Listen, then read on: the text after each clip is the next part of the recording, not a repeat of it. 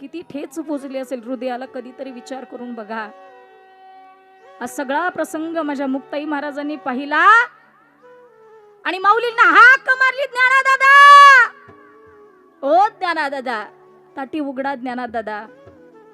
नाही ना माऊली, ज्ञानोबा आतमध्ये ढसढसा रडत होते का?